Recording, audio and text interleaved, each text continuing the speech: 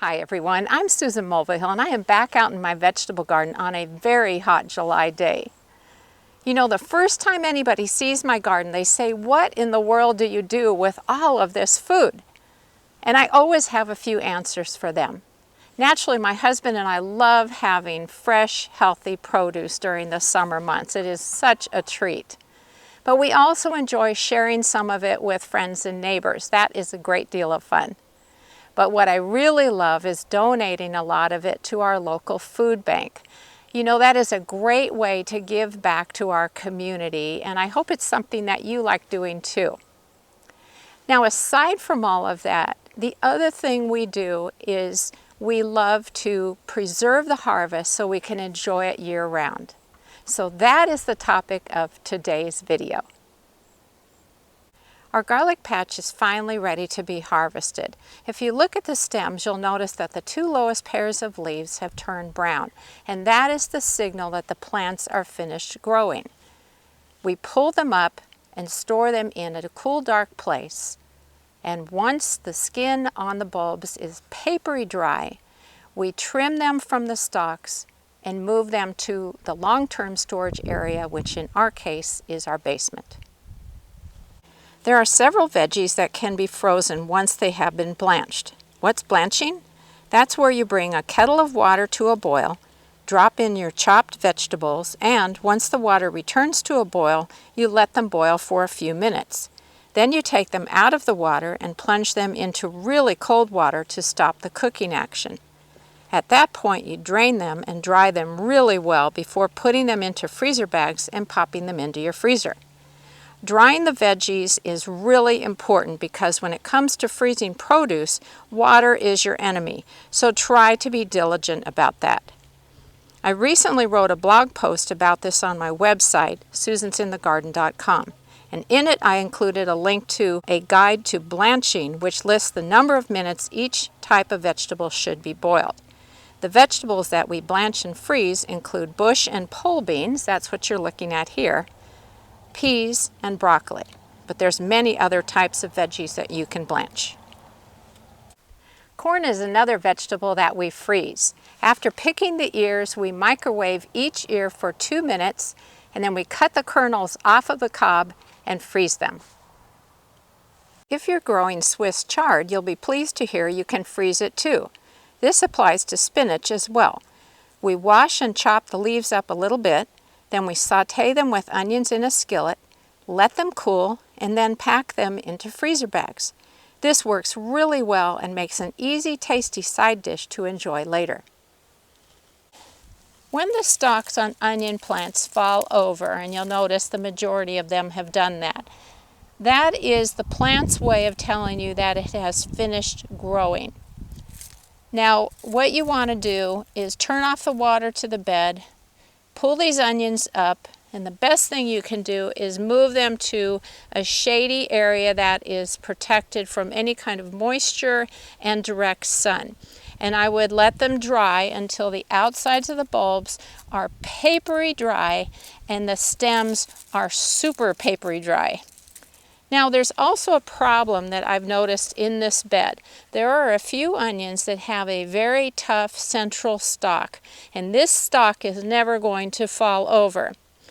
So what my understanding is that when this happens, it means that something stressed the plant early on, and that's why it did not develop normally. So in the center of this onion, it is going to have a tough core.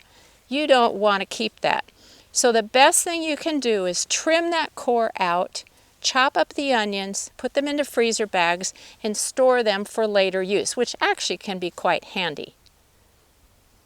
We like to grow celery, and we enjoy it during the summer months fresh, but at the end of the season, we trim off all of the stalks, chop them up, put them into freezer bags, and put them into the freezer for later use. When it comes to harvesting potatoes, we wait until the plants have completely frosted and turned brown in the fall. I'll carefully dig up the potatoes, knock off the dirt, and put them into our special root crop storage for the winter. This also applies to carrots, parsnips, and beets. This is our low-tech method for storing root crops. It's just one of those plastic bins that has the lid that snaps on the top. My husband discovered a couple of years ago that if we filled it with some wet straw and then layered our root crops inside here, it works great at keeping them nice and firm and fresh. We keep these bins in our garage, which is unheated during the winter months, and we do rest the lid on the top, but we don't snap it shut tight. This works great. We all need a way to preserve our wealth of zucchinis, right? Last year I heard about a clever way of freezing grated zucchini, tried it, and was really happy with the results. What you do is grate the zucchini, then lightly salt it and place it into a colander so the moisture can drain from it. Then you pat it dry with a towel and press 1/2 cup of it into muffin tins. Then place the pan into the freezer. Once the zucchini has frozen solid, you pop them out of the muffin tins and place several of them into a freezer bag and then put it into the freezer. Having 1/2 cup of frozen grated zucchini works well because that's a handy measurement to use in recipes. So for example, if you need a cup of grated zucchini, you'd use 2 of them. Of course, you thaw them out and drain them before putting them into a recipe. My husband and I love fresh tomatoes, but we also grow a lot of them to make sauce, ketchup, and salsa. The easiest way to process tomatoes for sauce is to oven roast them. If you go to my website, susansinthegarden.com, I have step-by-step instructions for this, but it's very quick and very straightforward. I also have a guide called Preserving the Harvest on my website under the Guides menu. Believe it or not, I grew and harvested this butternut squash last summer. That was 10 months ago, and it's still perfectly good. So what's my secret? Actually, I have a few of them to share with you.